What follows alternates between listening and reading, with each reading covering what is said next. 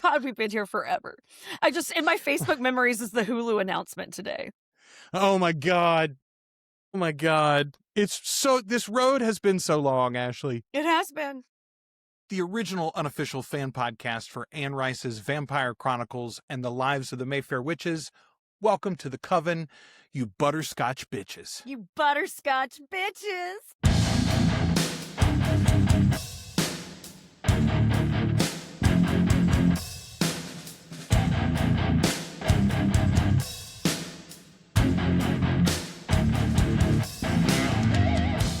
As you know, everybody, the Articulate Coven is the source for technology news. We talk about the big tech brands. We talk about Apple. We talk about Samsung. We talk about Amazon. And today I want to talk about a scandal in the world of Apple television. Ashley. My Christing hell. Some people are getting fired. Somebody got fired. I can almost guarantee you. Okay, Ashley and I are going to be talking about After Dark After Montreal. We're going to be talking about your feedback about the Montreal episode. We will not be talking about spoilers at all for episode 7, The Failures. However, you need to know it is out there. Hey, and be really careful in those streets, y'all, because man, oh man, are the spoilers everywhere. People are screen recording it. People are just posting on Threads and X, just spoilers raw. So tacky. I hate it. I'm a part of so many fandoms that would never, ever, ever spoil shit. And I feel like I always felt like our fandom was like that. But now, no, we're not. We're not. We're dirty pirates. We're just dirty pirates. This is the biggest indicator to me, though, that this show has gotten significantly larger. Yes, 100%. This is still not this is not a Game of Thrones success. This is not a Breaking Bad success yet. But we have leveled up, actually. Yeah, 100%. These are new folks. There wasn't the numbers, the rapidity was not this high, even for the end of season 2. Yeah. And it was pretty high back then, especially for us.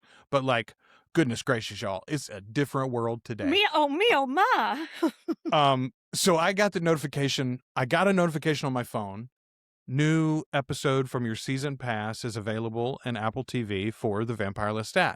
And I thought, well, that's strange, because I got my notification on Sunday last weekend, as I always do. I've got 2 season passes going right now. I've got a Rick and Morty, and I've got the Vampire Lestat. So I get notifications on Monday for Rick and Morty, notifications on Sunday for the Vampire Lestat. And I got an email, too, and it said, hey, there's a new episode of your season pass, The Vampire Lestat, in Apple TV. And I thought, couldn't be 7, could it? So I went and looked, and it was! The Failures indeed. Right there waiting. So I downloaded immediately to my iPad. I was like, somebody pulled the wrong trigger, and I need to get hold of this immediately. And I did, downloaded the whole thing. Turns out Kelly and I were able to watch it on the TV last night. You sneaked a peek, too. We watched it last night on the TV as well. Oh, my goodness. Also, in other news, we started Ted Lasso. Excellent pairing, I think. Excellent binging pairing. The hell out of Ted Lasso now.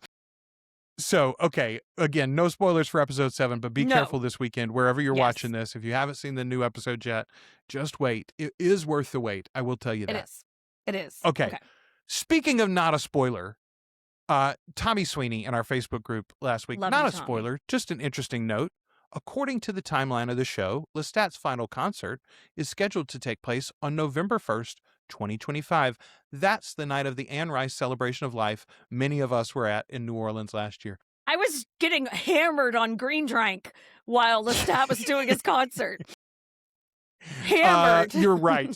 I started to say, no, we were in fancy dress. No, by the time the concert was happening, you and I would have been, because he's West Coast. We were still in our fancy dress. We stayed in. You're right.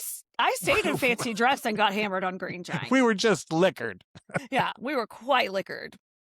Okay, couple of announcements. The Vampire Lestat is coming to BBC iPlayer in full from July 28th. It's also going to air on BBC 2 at 9 p.m.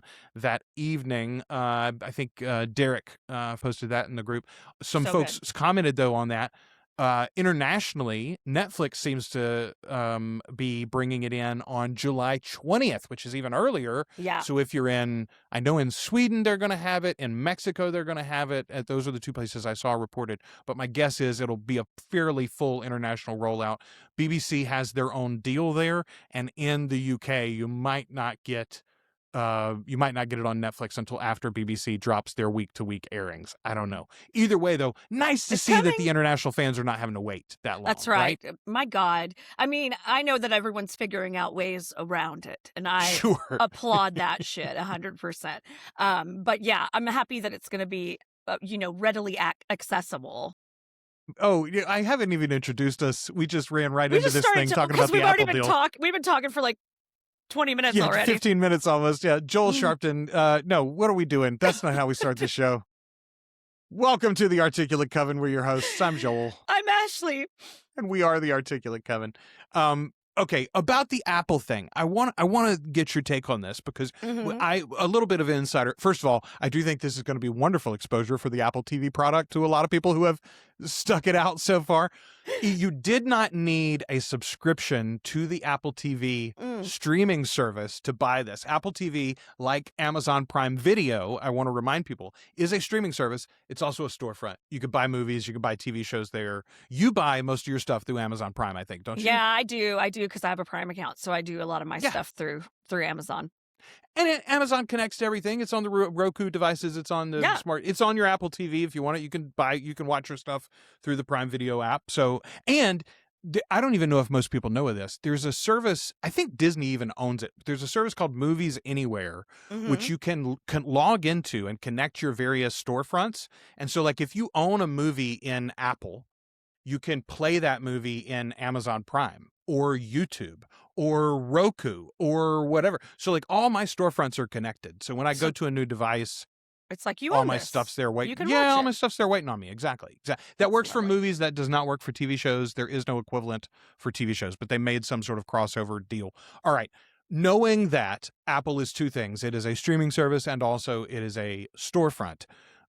I wonder whose fault this was. So theoretically, since it only happened on Apple, you'd think this is an Apple technician somewhere.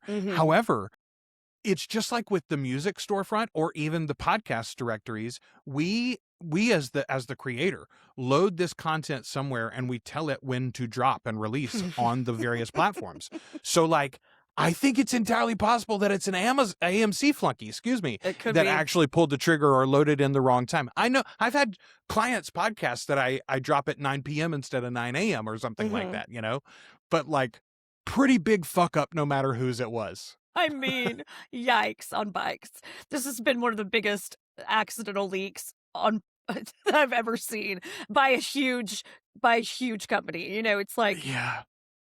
At least it was the full version. I'll say that I remember so vividly when everybody got the pirated copy of Wolverine Origins without the special effects in it. And that was a bad movie even when it was finished. So good thing that we weren't in that sort of situation. Yeah.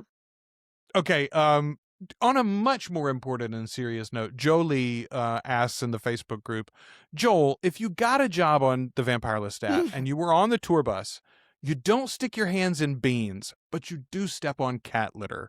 What's your take? Okay, for Sam et al., for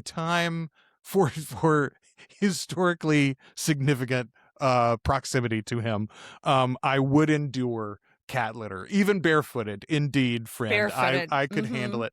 Which, by the way, I think Nancy pointed out, Queen of the Damned Nancy Ward pointed out that, hey, Lestat doesn't like cats. So the likelihood of cat litter being in there. Yeah, why would it be on the bus in the first place? And I was just like, I assumed. Joel. No, I assumed it was not for cats.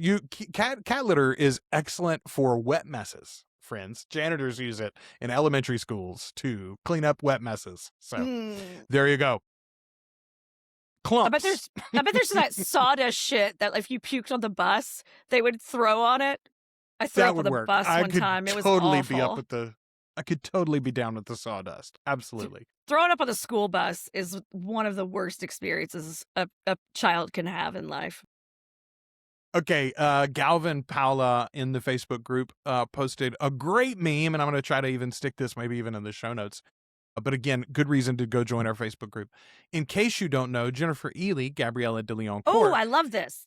is the daughter of the actress Rosemary Harris, who plays Aunt May in Spider-Man. She was in the Sam Raimi Spider-Man trilogy.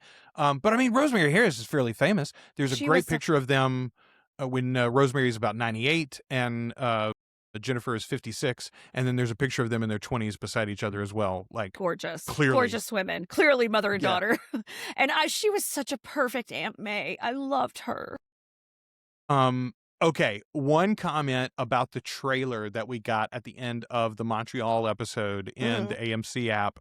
And I saw several people commenting some version of, what was that trailer? It was so vague. Like, there's nothing, there's a bowling ball bag and like, there's a guy in a fedora. Like, what's that? What's happening? Yeah, you wanted a vague trailer and you know it. Let me advocate for more vague trailers from here on out. In general, just in general for everything. I hate seeing a trailer and being like, well, I feel like I watched that whole movie. What the hell else could possibly happen? Okay, Zach Brahani says, if we don't get a moment of Louis wondering if this is what Santiago felt at the end of Interview with the Vampire, just know that it would be a wasted moment. Beautiful point, Zach. What about the Santiago of it all? He was a baby. He was such a baby. He probably didn't have very much time to think. That's a very good point. I mean, he was a pretty stout vampire. He could fly. I don't know. He was young though. Okay. In the backstage pass, I love that we start with, why did they do it? Because they're Louis and Lestat and they're messy. That's why they do it. Messy bitches. Okay, there is a beautiful moment from Jacob where he is talking about the seance scene and going into that a little bit. And he says when he first got to New Orleans, the cab driver that drove him right into the city the very first time says, hey, man, don't fuck around with no voodoo, all right? He said, and I took that to heart. I took that serious. Yeah, you should. Let me be honest. Let me be clear. I respect it, but I am not getting involved. I'm not dabbling. Says, that's me, baby. I respect it. I'm not getting involved. Okay. Delaney knew what she had with that seance scene. And the backstage pass makes it great. Like, she goes into, they did a ton of takes. They were like, okay, surely you're tired now. She's like, I think I got one more. Could I go bigger? God. And I'm so glad even like when they were like, we got it. She was like, no, one more. I need one more. Okay. I thought about it while she was talking about this. It struck me. Putting this early in the show was surprising for book readers. It comes in a much later book. This is from the Merrick novel, which, by the way, if you're not a book reader, Merrick is a good one, and it's fairly disconnected from a lot of the rest of the storyline. So you could kind of jump into that if you wanted. If you really love this character, for instance, there's more in the novel. Or if you were interested in like what more about what the real seance was like. Yeah. It's worth a read for sure. But Delaney is going to continue to age. And every already here, she looks different than she did when they filmed season 2, right? And it's what could we ask? She was a young woman, not a child when she filmed that. And she is very quickly becoming a less young woman. You know, this is the way that things work. We talked about it when we cast Sam and Jacob in particular. Casting them in their 30s was a better idea because you could go 10, 15 years worth of shooting without a drastic difference to their looks. Whereas if you shoot them in their 20s, 10 years makes a big difference in their looks. Yeah, your 20s are hard.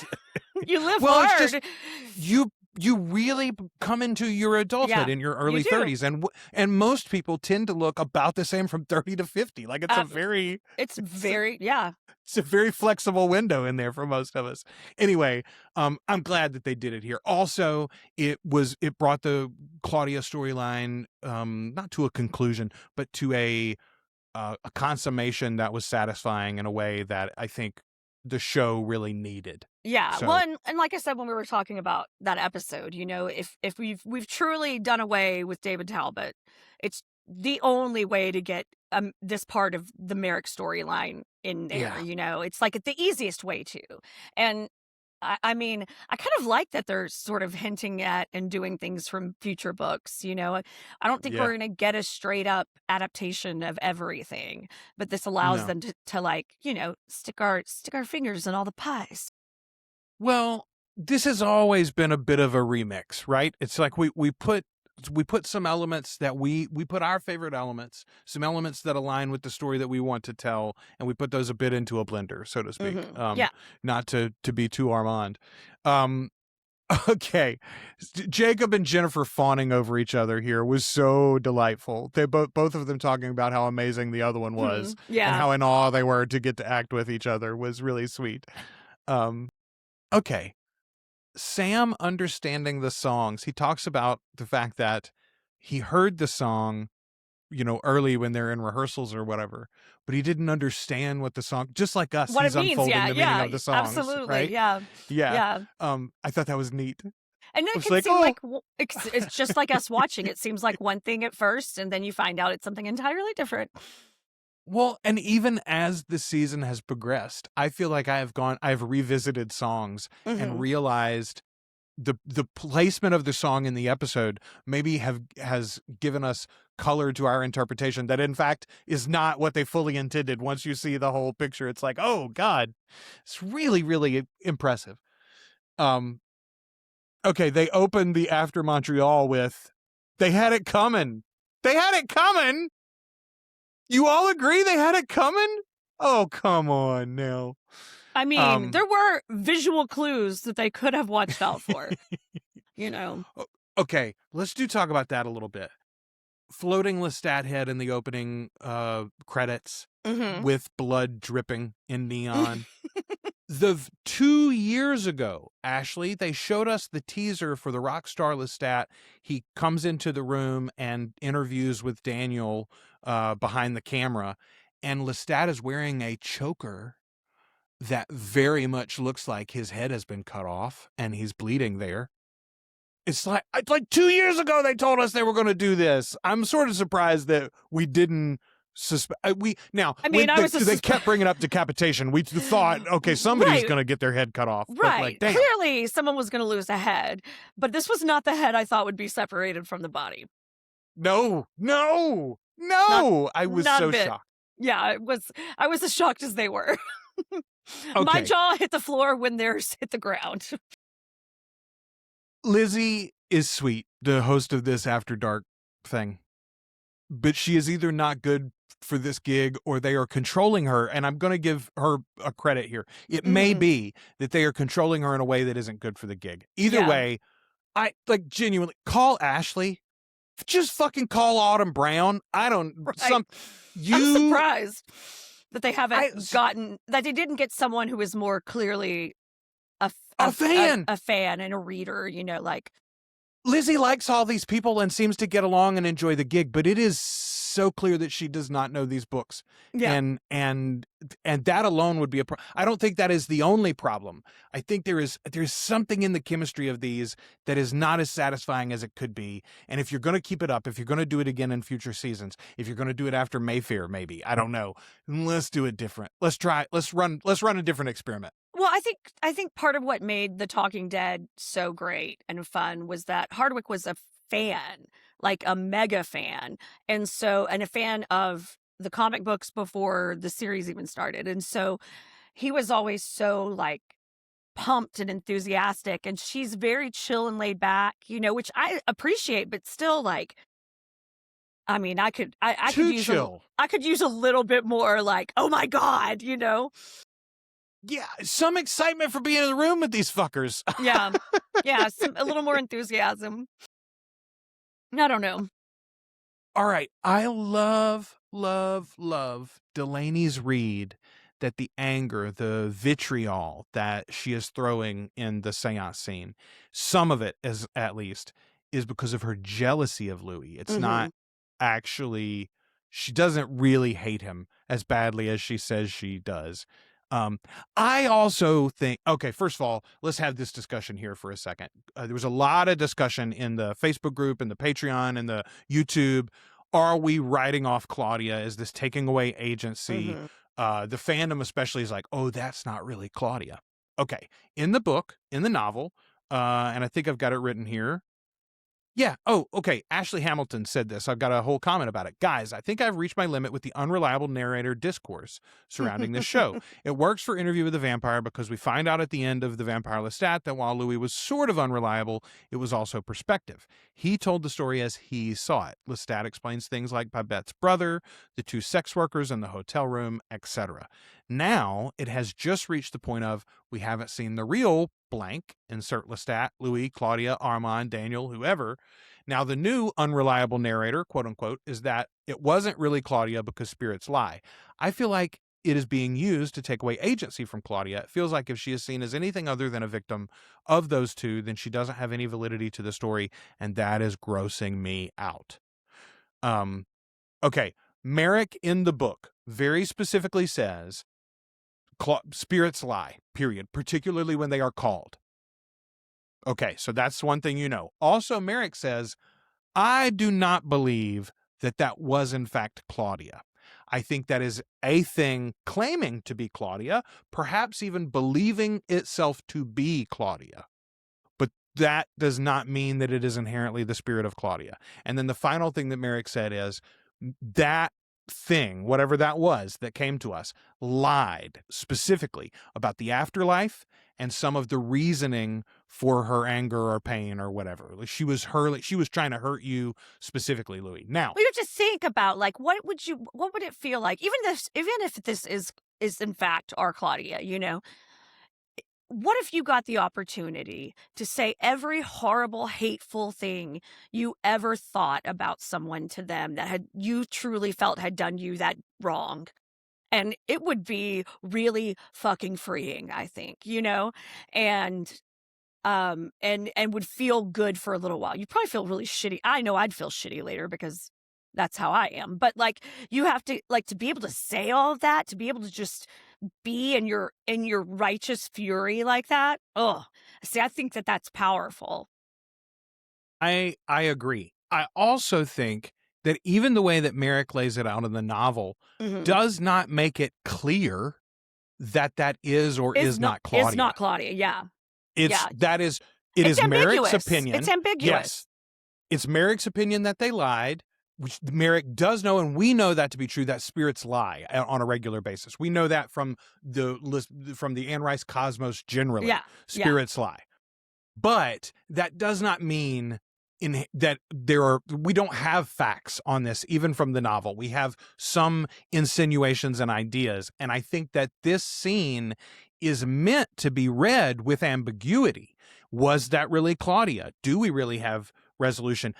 I always use the term old yellowing, right? Like you take somebody out behind the shed and you put them down, right? You gotta give them the meanness. I gotta run you off and end this thing for your own good. There is a part of me that wonders if that's not what Claudia is doing here. Louis will forever feel bad about me. Unless I damn him to hell, tell him that I hate him. I always hated him. Wanted to kill him first, just didn't think that Lestat would help me do it. And so, like, maybe part of it is Claudia freeing him. Also, yeah, it would feel good after you've been roasting or lost in the abyss for 50 years to surface and sling insults and arrows. Oh, especially like you brought him with you? Are you fucking kidding me? Are you fucking kidding me? You know, like, and you're back together? Are you fucking kidding me? Okay, my broader point to Ashley, though, was I think unreliable narrator is a good example of, and this is not just for Interview with the Vampire or the Vampire Lestat or Anne Rice fandom. This is media literacy, period, across the internet and the world. People hear someone else say something that is clever and concise, and they apply that learning to everything. They're like, oh, this is an unreliable narrator, so you see. And it's like, not everything in these novels is about being an unreliable narrator. I do think one major theme, like consent, is a major theme in this series. I also think that the idea of bias and a personal view of the world, the POV that we all have, right? Your perspective, the way we're going to see the same situation 2 different ways. So a lot of it has to do with like each character's way of looking at things and way of digesting everything, and they're all so fucking different. That's why it's also wildly different, you know? Okay, I have got this would be a book spoiler, so we won't talk about it right now. Okay. But at the end of this episode, we're going to talk about two theories. One is regards Claudia, one's regards something that we already mentioned and then forgot to come back to, but somebody gave me a note about it, so we'll do it again. Good. Okay, does she break the circle? She's still looking for Madeline. Rollins says, okay, first of all, there's a specific reference, and I can't remember now who says it, but somebody says she's still looking for Madeline. That's my read on what happens. That's why the circle's broken. So there's still Claudia out there. Mm-hmm. Oh, yeah. Secondly, Rollins says specifically, he says, y'all keep talking about hell and purgatory and whatever, because several people had mentioned Claudia's been in hell or Claudia's been in, I think somebody said purgatory. Maybe they didn't say, maybe they only said the word hell, but several people had said a destination, a location where she was. And Rollin was very specific to say, nobody said that. Nobody said where she was, actually. Nobody said that. In fact, I was like, okay, all right, put a little pin in that one. And again, we'll get there in some follow-up with those potential book spoilers. I don't want to throw it all for you. Right. Delaney says all she knows how to do is fight because that's all she's ever known. And that's why she's so ginned up in the circle and why she breaks out of the circle and why she's spitting so much fire. This is just who Claudia is. It is. She's been born into a world of rage.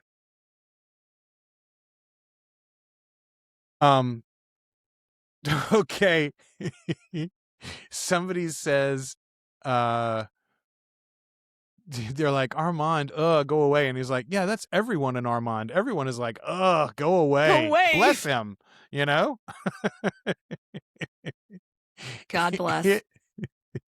Oh my gosh. Okay, Rollins says, we called up Esther Spaulding, said, you got a witch for us? Laughing, crying. I was like, that is not how that call went, Rollins. That is not it. You know it. I bet you didn't call Esther. I bet you told Mark, tell that bitch on the other side of town she better not use Merrick until I do. We're using Merrick. We're starting with Merrick. Yeah, well, the thing is Merrick is even in the Mayfair books.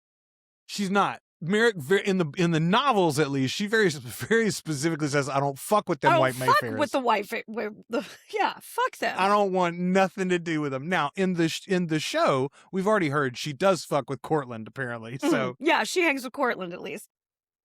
The two of them are not like the rest of them. I'm like, we do have to remember, though, in TV universe, Cortland is not Cortland. Cortland is Julian now. Cortland is Julian now. So when were we hanging out with Julian? Exactly. When were you hanging out? Are you still hanging out? Uh-oh. All right. Okay. Rollins says that Mark has been very wise about treading lightly on the crossovers so far. It's either done very purposefully and deeply, or it's done as a joke and kind of a toss off. It's music in the background. It's that fledgling vampire from New Orleans talking to Lasher, etc. Okay, Sam calls it a salt circle too. I feel very vindicated. No, it is. It's salt and I think it's salt and cornflower. I think it's both. I think they're using both.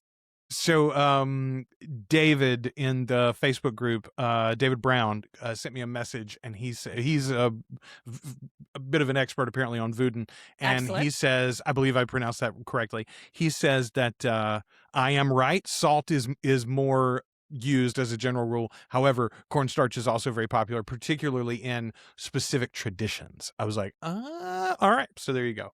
Maybe it was something that they actually looked up. Okay. Oh, here's what I said about the Claudia of it all before we leave that section and the whole unreliable narrator idea.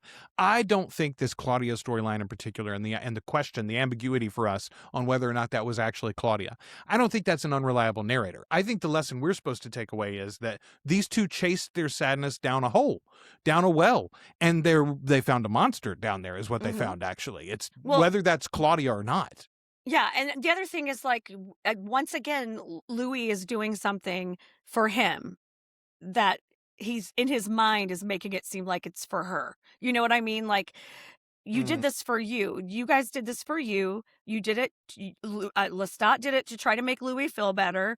Louis did it to try to find forgiveness. And then you didn't get what you wanted because the person at the other end does not fucking care that you're sad. And they didn't want to see you again. They didn't want to have this conversation, you know? I was fucking hanging out in wherever I am, you know? I wasn't having fun, but at least I wasn't getting this shit flaunted in my face. Yeah, right. Almost all practical effects for the seance, which I was surprised by, but I love that they did the dress even dancing around was on a string. Okay. Jacob just like straight up acknowledged. He's like, this is absurd, right? Louis and Lestat doing this to Claudia. This is really insane levels of nonsense. The two of us doing this. Sam has all of Lestat's passports. He kept them as props. And I just thought, boy, if you do not sell me a Clarence Oddbody or a Sheridan Blackwood it feels like something you should be able to buy at Hot Topic. Right? Yeah, man. Yeah, I need one. By the way, this was one of the times where I was like, Lizzie laughed at the name Clarence Oddbody and didn't realize that it is a reference from Tale of the Body Thief. And I was like, no, somebody on the fucking production crew knows that. Just tell her before you get on. Oh. Yeah. Okay. They throw Rollin and Mark out again. At least they don't say only the beautiful people. Yeah, no, they're like, we're going to play a vampire game. They've. I think they took that note very well. We appreciate that. Acid comes out of the coffin table though, and I love that. Hilarious. How long has he been there? God bless.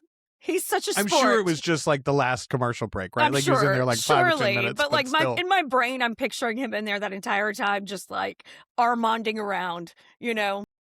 Sam said something about because Acid says that the coffin was really comfortable, and Sam says they did well this year. They're very comfortable. It seems to imply the coffins got better this season. Yeah. They made you're like, we're gonna pad these up for you guys. Get you some Tempur-Pedic in there. Okay. And again, I don't think this is Lizzie's fault because my guess is she's not actually writing them. The games are not working on this show. Like, just continue the conversation for 15 more minutes. Like, we don't need the weird parlor trick game. None of them have been good. They don't have firm rules. Most of the time, the cast doesn't seem to have any answers for half of them. Like, it's like, let's just don't do that. Yeah, I think because they always involve like a comparison to their characters, and these like a personal comparison to their characters, and these people are vastly fucking different from their characters. Thank God, you know. Well, I mean, it's been a long time since I was deep in the Walking Dead fandom, and it's been longer since I watched The Talking Dead every week. But like, I just remember them talking about the show. I just remember them talking about the episode. Yeah, like, I don't remember this sort of nonsense. I don't know. If they had that, I don't recall that. Yeah, it definitely didn't stand the test of time. Well, if they did, it didn't break up the flow of the show, which just sort of always kind of feels a little. One of the questions though goes to playing a vampire again. Sam says he would very much like to play a vampire again, but he doesn't think that he can. All right, I'm already on board. In 15 years, 20 years, when they do this again, he either plays Marius or Magnus. That's easy. Sam, don't worry. We got you covered. We've got plans for you. He says, though, that he would like to play a wizard. Which I love. Okay. Sam playing a wizard when he's old is so beautiful. Yes, please, and thank you. I am very excited about that. Okay. Someone asks him, I think it's Acid, could you play Dracula? And he's like, Louis says, you're very connected to Louis. Jacob says, you're very connected to vampirism. And Sam goes, enjoy that, internet. And yes, we will. You are very connected to vampirism, Sam. We know it. He also says, I didn't write this down, but he says something about he uses his vampirism in personal play. Sam Reed, you knew goddamn well what you were doing, sir. Don't be naughty. You use it in your personal play? Okay. All right. 1,000 fanfics were written that day, ladies and gentlemen. I mean, are being written currently. Okay, Kayla makes a great... Again, I think she's gotten one in almost every week this year, but this is a great one. Lestat has a great capacity for loving, and I don't care for Louis' bit at the end about just the two of them out in the desert, because it is possessive and controlling, especially for someone who thrives on connecting with others and being enriched by the world. That is not a romantic notion to Lestat, I feel anyway. It would suffocate him. In the novels, I always admired the fluidity with which they traveled through life, sometimes together, sometimes alone, sometimes with others, always with love. So personally, that scene did not move me the way it might have for the rest of the mononormative viewers. Good call. I won't lose my head over it, though. I hadn't thought about it from the poly aspect, but you're very right in that I noticed the difference in the retirement dreams. Louis talks about retiring to a trailer in the middle of the desert, and Lestat is dreaming of the forest and a cabin by the water. And I was like, I do think we're supposed to notice that their plans are different. I think there's tension there. Couldn't drag my ass to the desert and live in a trailer. I can tell you that right fucking now. I'm going with Lestat to the forest where there's water. I don't thrive in the desert, Joel. Oh, man. Okay. I'm trying to think if I had another note here. I think the only other notes I have are these spoiler threads. So, yeah. I think this was one of the better After Dark episodes, but I think that's because the episode was so full and there was a so lot much to talk about. The about. seance stuff, for instance. I mean, well, yeah. I mean, like, the seance was like fucking enough and huge, a huge part, just on its huge own thing to talk about. And then, we lost our heads. But yeah, there's a decapitation of our two leads at the end of this episode. Surprise decapitation. Okay, couple of theories. First of all, somebody says, let me find the note here. Angelic Mouse Girl on Spotify says, "Hey, you guys said you would discuss Amiee theories at the end of this episode, and then you didn't." We did not. I was looking forward to that. Okay, so a couple weeks ago, I think it was 2 episodes back, there's a line towards the beginning where Lestat is narrating in the Failures album, and he says, but I, Amiee, obviously attributable catastrophes, but I, Amiee, digress. Okay. What were the theories there? Okay, the natural one, and this is again book spoilers all the way up to the Prince Lestat trilogy. Yeah. The novel The Prince Lestat in many ways is a direct sequel to Queen of the Damned. The Queen of the Damned storyline is fascinating. It goes a lot of places, but I don't think it's a giant spoiler that at the end of it, the Queen of the Damned dies. Akasha is defeated in the end. And when she is defeated, the core of vampirism that it exists inside of her body is transferred to one of the twins from the novels, Makari and Mah. Now, fast forward another 15, 20 years in the novels, and lots of things have taken place, and people have changed. And in the Prince Lestat story, a voice begins to appear to all of the vampires, to many of the vampires, telling them to do all sorts of shit. Yeah.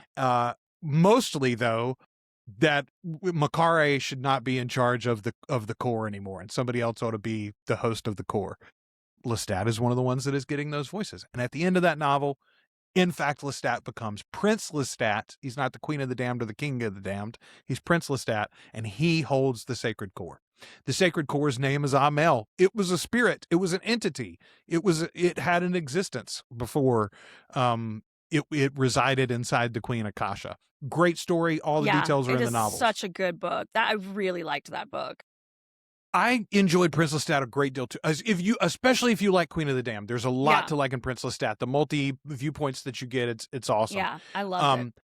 Okay, the fact that we have Lestat's voice narrating all of this time, and then he says the words, "But I, Amiee, digress," seems to imply that the Lestat that is narrating the failures, the Lestat that's recording the story of the Vampire Lestat, and theoretically at least some of, if not all, of the Queen of the Damned narrative as well, that Lestat is in fact the host of the Sacred Core. Amiee is within him. He now not only has the blood of Akasha, but Amiee within him, which would be a big leap.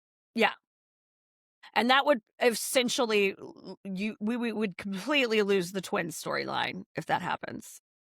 Okay, we wouldn't have to lose them. However, it would be very similar to what they have done already in season 3, the Vampire Lestat season, with Marius. Yeah. Think about the changes that have been made to Marius. So, and not just his attitude and personality in that scene, because we've already gotten hints that may not be all that Marius is. We may have gotten him at a particular moment of confuddlement.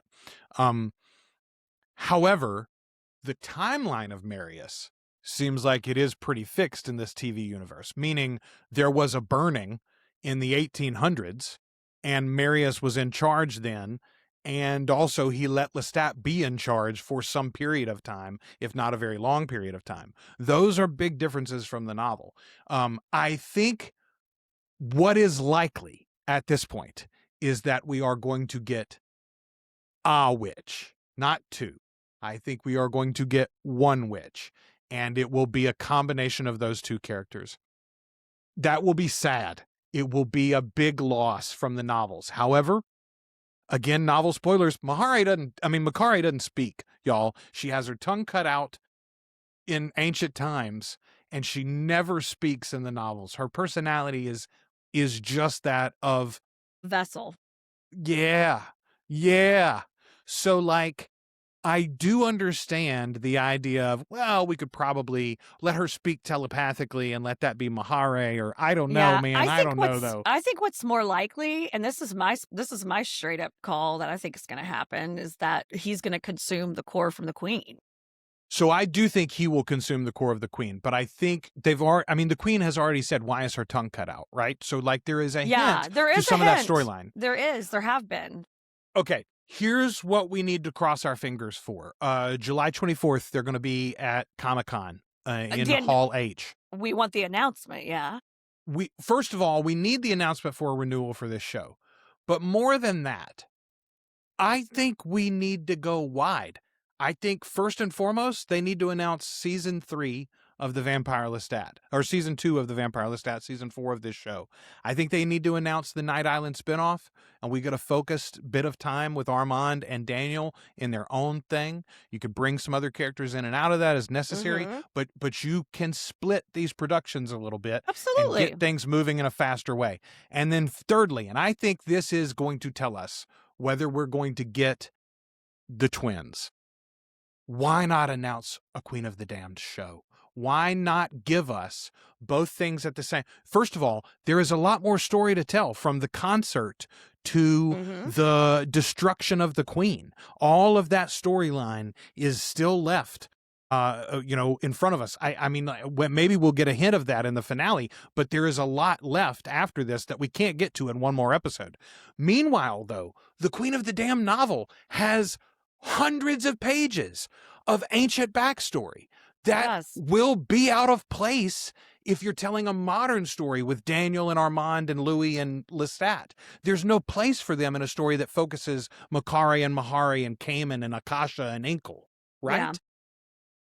I want 6 episodes of that, at least. If you're going to make 6-episode seasons, then give me a bunch. Give me 6 episodes of The Queen of the Damned. Give me 6 episodes of Vampire Lestat, season 2. Give me 6 episodes of Night Island. And don't make that's me wait what I want. 2 years. Don't make me wait.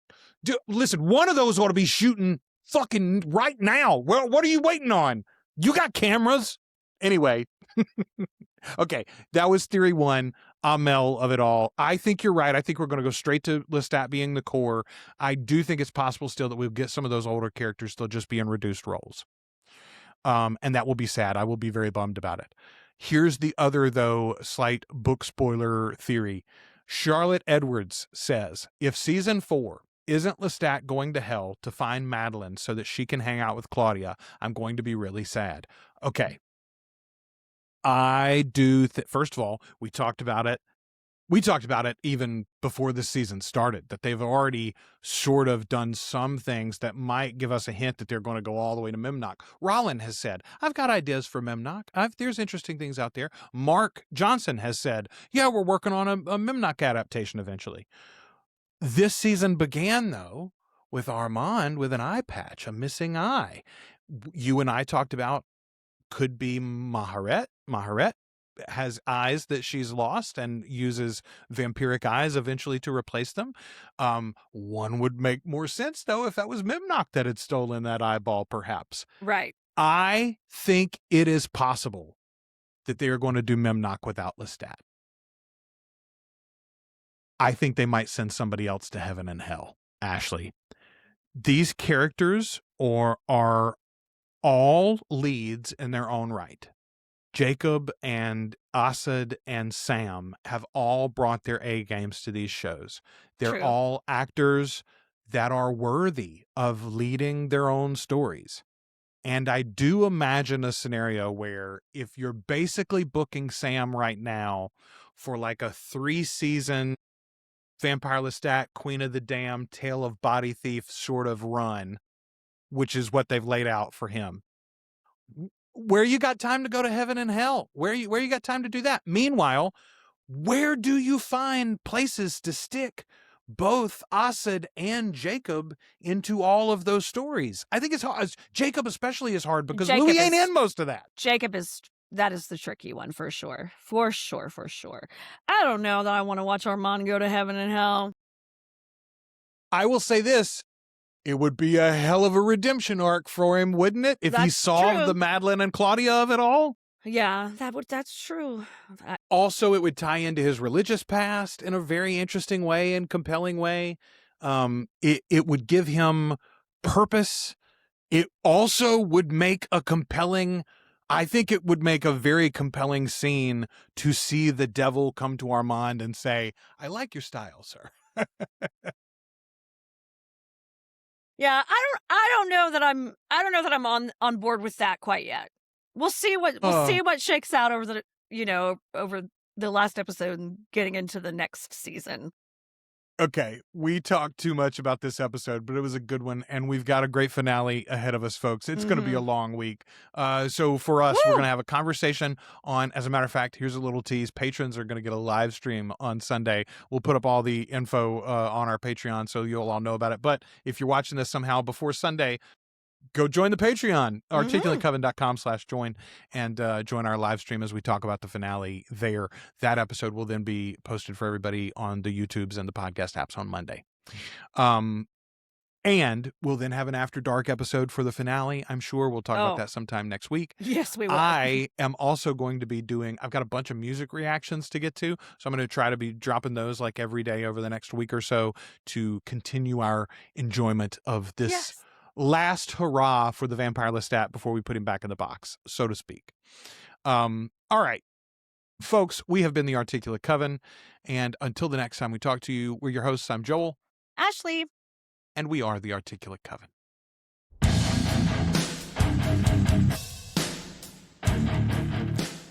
Thank you for sharing this time with the Articulate Coven. Support the show as either a free or paid member at articulatecoven.com/join. You can also find us on YouTube, Spotify, and wherever you listen to podcasts. Find more from the Coven with our sister show, Flan Again, covering the works of Mike Flanagan.